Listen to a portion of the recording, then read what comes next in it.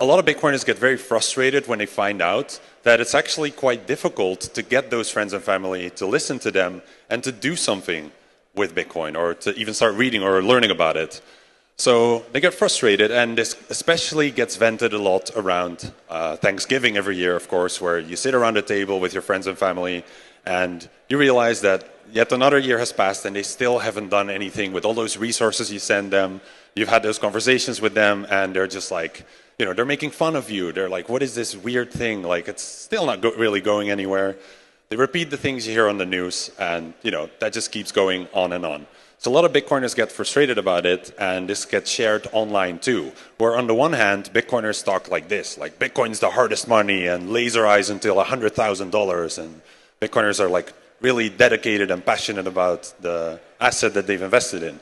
And on the other hand, those same people are like this. My mommy won't buy Bitcoin no matter what, I tell her. And you've got this really strong and interesting dynamic going on there, where on the one hand, people are super passionate, but it just can't seem to get other people to care. So why does this happen? Well, typically, people try to orange pill others about Bitcoin. They try to kind of like open their eyes about this whole world that's out there once you start learning about money and about Bitcoin. And we kind of like force it onto them. And a lot of people take this approach, and it's like a metaphor from the Matrix for those who aren't familiar for some reason, and to kind of like go down the rabbit hole and start learning about Bitcoin.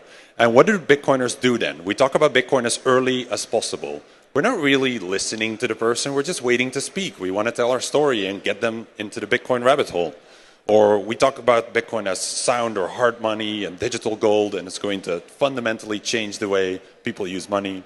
We refer to it as a hedge against inflation. We talk about how banks and governments can't be trusted with money printing, how that's such a big problem. And we refer to the history of money, to the removal of the gold standard, what the fuck happened in 1971. We use terms like self-custody and decentralization, blockchain, permissionless. Like, let's sprinkle a little of that over the top. That'll definitely get them excited. And then read this Bitcoin book. Like, I've just got a whole stack for you. I'll even buy it for you. I'll ship it to your house. Please just read this Bitcoin book. And if you're looking at this list and you don't understand what is wrong with it, then it's quite likely that you haven't been particularly effective at getting people interested in Bitcoin. And it's not that anything in this list is wrong and that you shouldn't be doing it. It's that it's too much information at once and you're kind of like overloading the person and just giving them too much in one go. A lot of Bitcoiners are focused in like this metaphor of the journey versus destination on like getting people to the destination. I want to have orange pill this person and I'm just going to blast everything out and hopefully some of it sticks and they get into it. So like looking away from that destination, let's look a little bit at the journey. What is the journey for the average Bitcoiner? And the audience can tell me here if I'm wrong or not. But on the y-axis, you have perceived Bitcoin knowledge, like how much you know about it. On the x-axis, time. So when you start your Bitcoin journey, you very quickly realize like, wow, I know nothing about this thing. It's so complicated. There's so much information that I can be learning about, but I just don't really seem to get it. And then very soon after you've been learning, you're like, wow, I know game theory, or at least what the word is. I can explain it to people. You know economics, you know mining, cryptography, and you feel like you're the smartest person ever. And then you very quickly realize like, wait, these are all like really complicated fields that you can dive into and spend thousands of hours learning about to become an expert. And you suddenly realize, holy shit, I know nothing about Bitcoin.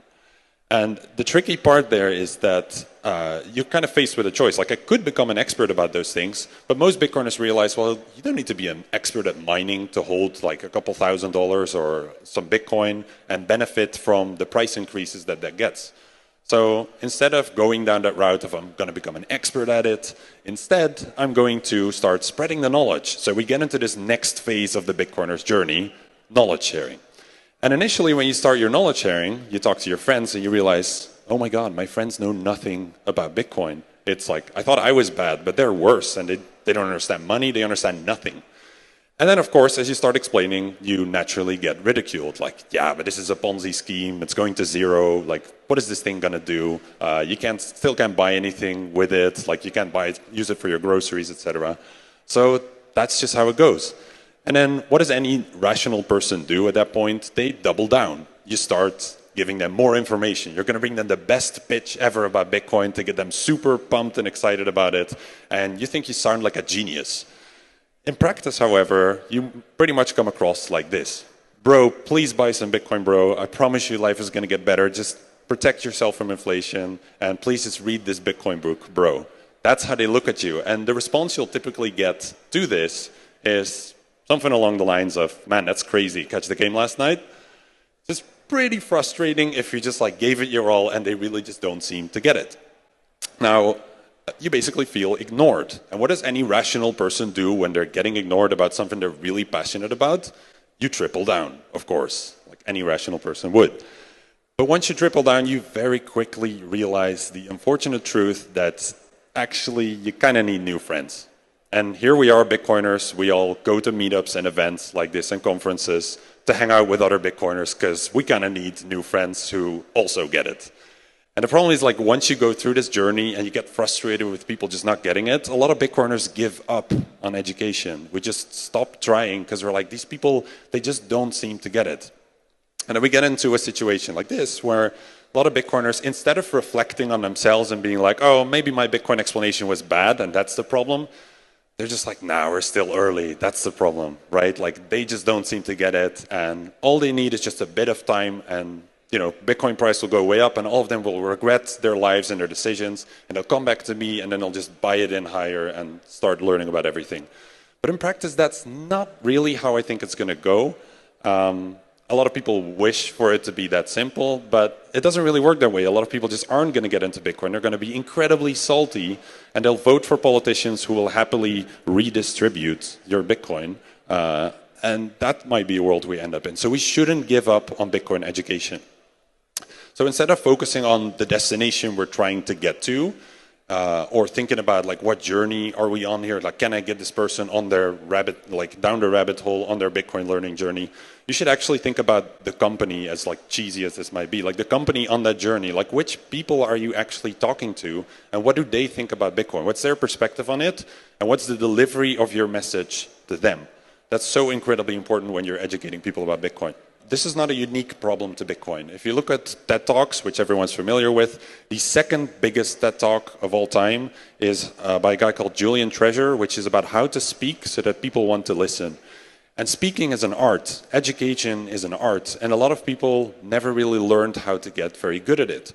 So naturally, if you're trying to convey a technologically complex thing, such as Bitcoin, to a lot of people, but you're not necessarily the greatest educator, then you're kind of going to fumble and like give a watered down version of what some influencer said about Bitcoin. She thought it sounded really amazing.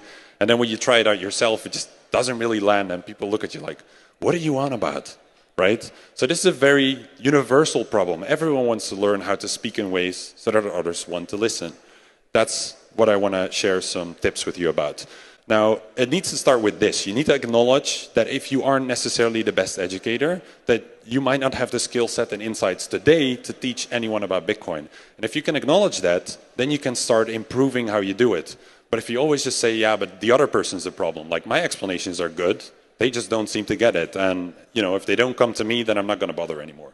So let's start getting better at Bitcoin education. And I've got 3 tips for you today to dive into that. Just practical stuff. The first is to have better conversations. It's incredibly important to think about this as a conversation in which you want the person to feel good about what you have to say.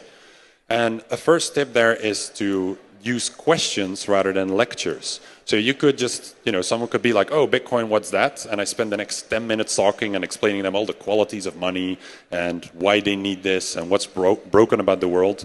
Or I could ask them just stupid, simple questions like, what could be better about the dollar? Or something like how are you saving money today? And is that working out for you? Or do you have any tips for me? And then you get them invested in the conversation. Like, it's a very different mindset. You're not trying to get them invested in Bitcoin. You get them invested in the conversation so they even want to have it in the first place. And if you do that, you can just have much more productive conversations. Now, the second tip within that I want to give is that Bitcoin is very abstract. And once you get excited and hyped up, you start waving your hands around and explaining the blockchain with your hands, and people just look at you like you're insane. And one of the things Bitcoin struggles with, or people struggle with about Bitcoin, is that it's so abstract and they can't hold it in their hands. So you can visualize it while you're explaining to them. You can make it much simpler. And a really practical tip I can give you there, I do this myself. On my phone, I have an album with Bitcoin pictures, or like graphs, visuals of all kinds, like price related, US dollar related, mining and energy related, political related. And while you're having a conversation, if you're like, oh, that question you asked there, let me go and Google that and find the stat for you, or show that graph that I was thinking about from a few weeks ago, like you lose them. You're going to spend a minute or two trying to find the thing, and the conversation just dies out. So instead, I can just go to my folder on my phone and pick out one of these images to try and make the point that I want to make. So if you don't have anything like that, I'll share the visuals afterwards. I'll be sharing them online along with all of the tips I want to give around Bitcoin education, and you can just download them there and get started with your own folder that you can build up over time with anything that excites you. So what you can then do is you can start combining questions and visuals. Because if you have a conversation with someone, you're like, what do you already know about Bitcoin? They're like, well, I heard it wastes a lot of energy. You can pull up a graph and be like, well, that's interesting, because if we look at the top left here, actually the negative reporting about Bitcoin and energy has been decreasing for years now, and it's actually been turning quite positive. So maybe this information you have about it, it's not really up to date anymore. And you're not necessarily convincing them from a skeptic to a believer at that point, but at least they're like, oh, maybe I need to take another look at this, and this prejudice that I had didn't actually end up making sense. And again, you can ask a question again, like how much renewable energy do you think Bitcoin uses then? And then you use the next image where it's like, oh, it's actually 56%. Then they might say, oh, 56, that's just over half, that's bad. You might have another graph that shows like, well, actually, out of all the industries out there, Bitcoin's pretty green. So you can make a lot more progress this way, and they can start looking at your folder too and be like, what's this, what's that? And you get them so invested in a conversation, which is much harder to do if you're just standing there and waving your hands around, kind of like I'm doing, I suppose. So this is really important about the conversation part. Like people will forget what you said, they'll forget what you did, but they won't forget how you made them feel. That's the point of the conversation. Because if you go too far, you bombard them with information. Next time you try to talk to them about Bitcoin, they'll be like, yeah, but that was a pretty bad experience last time. Like, you were just rambling at me and never got the chance to ask a question. And it's just not really something I want to dive into again. But if you have a really pleasant conversation, they're like, this is a cool person. Like, I really love talking to them. And I'll hear them out a little bit. You make so much more progress. So get the person to like you. It's just like, it goes so far to educating them about Bitcoin. Second tip is to find a good angle. People talk about this a lot. Like when you talk to Bitcoiners, when you talk to non-Bitcoiners, you want to figure out like what makes them tick. And for a lot of people, that's just like getting rich. Everyone likes the Bitcoin price. That's naturally the topic that a lot of people converge to. But that's not really specific enough. Let's dive a little bit deeper in that. Like, why do people want to get rich? Well, some of them for like personal financial reasons. They want to save for a house. They want to provide for others. They want to retire at some point. Then you have people who care a lot about society. They want to build up their local community and need money for that. Or they care a lot about human rights or the climate. You have people who come at it from a business angle, who are into entrepreneurship or finance or energy industry. And then you have people who love technology. They care about innovation and data and all of these things. And if someone gives you the impression that they're interested in a specific field within any of these things, you can just provide examples that resonate with them. Like, it doesn't make sense to talk to someone about Bitcoin's energy usage if they're just like primarily interested in saving a house. Then you might want to talk more about, okay, could you save some wealth in Bitcoin, and how would that work out for you? And similarly, if someone's a developer, like, it doesn't make sense to talk to them about Bitcoin as a tool for human rights if they're not necessarily interested in that, if they're just trying to build some cool fintech app or something. So find the angle that resonates with them. And guess what? The only way to figure out that angle is to ask them questions. Because if you're only the one talking, you're never going to figure out what they care about. So you have to ask questions to get to know the person. And the third and final tip I want to give is to take it one step at a time. A lot of Bitcoiners get super passionate when you get that chance to give the Bitcoin pitch and to try to convince them that Bitcoin's amazing. And they're just like, I'm going to turn this person from a skeptic into a believer, and they're going to sign up tomorrow, and I'll send them all these links and things. And that's not quite realistic. So we developed this model, the Bitcoin adoption funnel, to kind of like highlight what does that journey throughout Bitcoin look like for people. It's kind of a different look at it. But at the top is like the discovery phase. Most people have gone through that at this point. They know Bitcoin exists. They might not be able to explain much about it, but they've heard the name somewhere. There's some brand recognition. And then they get into learning. And that learning can be very brief. It can just be like a 1-minute video in which some news reporter says that it wastes too much energy and it's useless. And for a lot of people, that might be where the journey ends. And others are like, no, I want to read articles and things. And depending on what the content's like, that will form their opinion, their perception of Bitcoin. That's really the layer I want to focus on here. Like, you're not in one conversation going to turn someone pessimistic into an optimist or a believer about Bitcoin. So if they have those prejudices, at best you could sort of like neutralize those. So hopefully you can have another conversation next time if they like the first one. So try to be very cautious about how far you take this. So those are the 3 tips I wanted to share: having better conversations, finding a good angle to the conversation, and taking it one step at a time. But they're just 3 of 7 in total that I've like put into writing, and I'll be releasing probably next week or in the coming weeks via Twitter and LinkedIn. So if anyone wants to look into that and like download the pictures that I have in my folder as well to explain Bitcoin to people, then feel free to take a look at that. I won't be going through the other points too much in depth here as I'm like coming up to time. But really, like, if you want to make friends and family listen to you about Bitcoin, then start with yourself and think about like how can I make this a pleasant experience for them rather than just bombarding them with everything. And if you've made that mistake in the past, like you've really turned someone off to Bitcoin, honestly, like one of the best things you can do is just go up to them and be like, look, I know I was annoying about Bitcoin to you in the past, but I hope you know that I did that because I really care about you and I want something good for you. So, you know, start with that apology, and then maybe they're like, okay, I'll hear you out for once. Like, it's great that you're coming out about that. Anyway, if you want the slides, if you want the writing that I'll do around it and the pictures, just follow me on Twitter or LinkedIn, and you'll be able to find everything there really soon.